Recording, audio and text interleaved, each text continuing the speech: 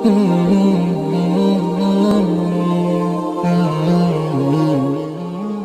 الله الرحمن الرحيم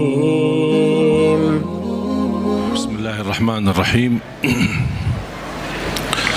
السلام عليكم ورحمة الله وبركاته. الحمد لله رب العالمين وأشهد أن لا إله إلا الله وحده لا شريك له ولي الصالحين وأشهد أن سيدنا ونبينا محمدا عبد الله ورسوله الصادق الأمين. اللهم صل وسلم وبارك على سيدنا محمد وعلى آله وصحبه ومن تبعهم بإحسان إلى يوم الدين. اللهم علمنا ما ينفعنا وانفعنا بما علمتنا وزدنا علما وتقى. Para jemaah sekalian yang dimuliakan Allah Subhanahu wa taala,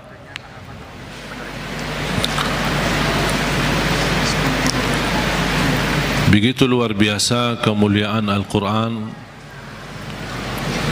untuk kita. Kita terpilih menjadi umat Nabi Muhammad sallallahu alaihi wasallam, menjadi ummatul Quran. Quran yang abadi, Quran yang suci, dijamin tidak ada celah di dalamnya, tidak ada kesalahan, tidak ada kebatilan. Bahkan dalam lindungan Allah Subhanahu wa taala, dari bentuk makna, arti, isinya, tulisannya, halam-halamannya, dan semua dilindungi oleh Allah Subhanahu wa taala. Sebagaimana janji Allah, inna nahnu nazzalna dzikra wa inna lahu lahafizun. Kami telah menurunkan Al-Quran dan kamilah yang menjaganya. Termasuk terjaga ahlul Quran. Bukan hanya Al-Quran sendiri yang terjaga, tetapi ahlul Quran pun dijaga oleh Allah Subhanahu wa taala. Bahkan salah satu lindungan Allah Subhanahu wa taala kepada kita melalui Al-Quran, akan dilindungi oleh Allah ahlul Quran dari siksa neraka Jahannam.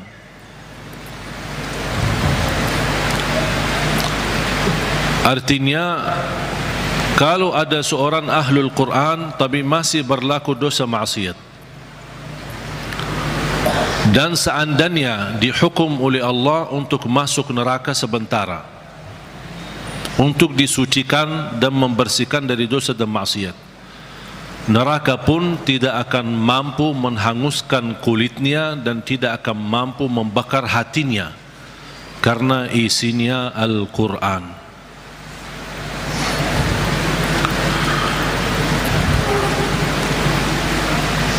Banyak kelebihan Al-Quran untuk kita. Surah yang paling agung di dalam Al-Quran suratul Fatihah. Ayat yang paling agung di dalam Al-Quran ayat Al-Kursi.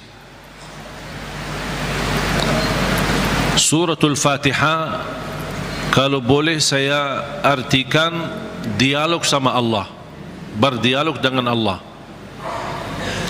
Setiap satu ayat kita baca, Allah jawab kita.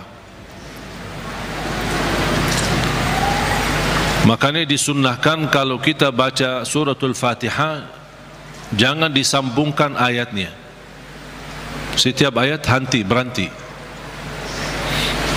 Sebagaimana dijelaskan oleh Siti Aisyah radhiyallahu anha, karena Rasulullah SAW idza qara'a al-Fatihah kana yufassiruha tafsira. Ketika Rasulullah SAW membaca suratul Fatihah, seperti dia mentafsirkan suratul Fatihah, saking pelan-pelan dan bertahap-tahap membaca ayat-ayatnya suratul Fatihah, menunjukkan beradab sama Allah Subhanahu wa taala, kehormatan, karena dia sedang berdialog dengan Allah melalui bacaan suratul Fatihah. Sebagaimana Rasulullah SAW bersabda di hadis yang diriwayatkan Imam Tirmizi, hadis itu hadis qudsi, qasamtu salata baini wa baina abdi nisfain. Aku telah membagikan salat antaraku dan hambaku, kata Allah. menjadi dua bagian. Dan yang dimaksud kata as-salah di hadis ini adalah suratul Fatihah. Ternyata suratul Fatihah memiliki banyak nama. Disebutkan nama di antara lain Al-Fatihah, Ummul Kitab, Ummul Quran,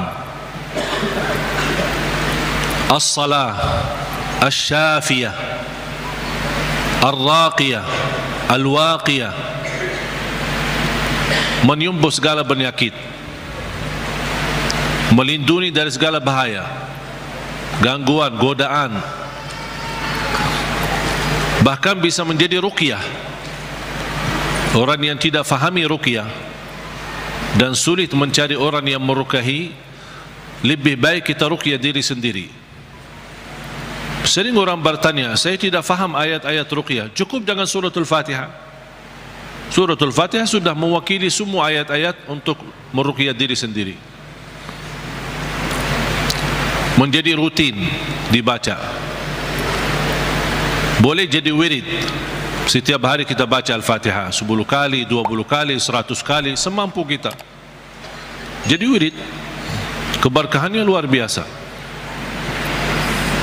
Boleh menjadi doa dalam air minum kita. Setiap mau minum air dalam botol atau gelas, kita baca Al-Fatihah, tiup di dalam air, kemudian minum. Itu menjadi obat. Biasakan anak-anak kita minum air yang sudah dibacakan dalamnya suratul Fatihah. Jangan menunggu kiai, ustaz, habib datang untuk membacakan Al-Fatihah dalam air. Kita sendiri belajar. Baca 3 kali boleh, 1 kali boleh, 7 kali boleh. Habis itu tiup dalam air, boleh 3 kali. Kemudian silahkan minum. Kasih kepada anak-anak kita.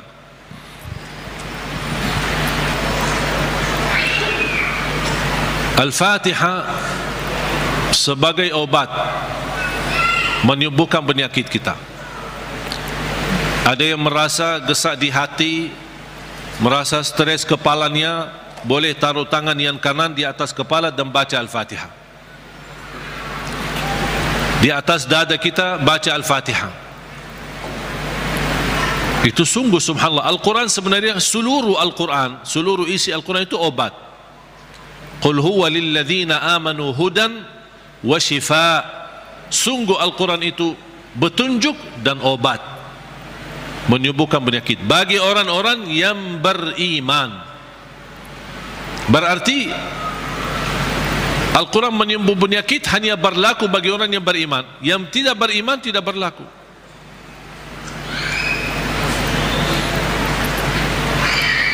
Dan banyak hadis yang menunjukkan Al-Fatihah itu sebagai ruqyah. Sebagaimana hadis Abu Musa Al-Asy'ari radhiyallahu an ketika menobati seorang kepala kampung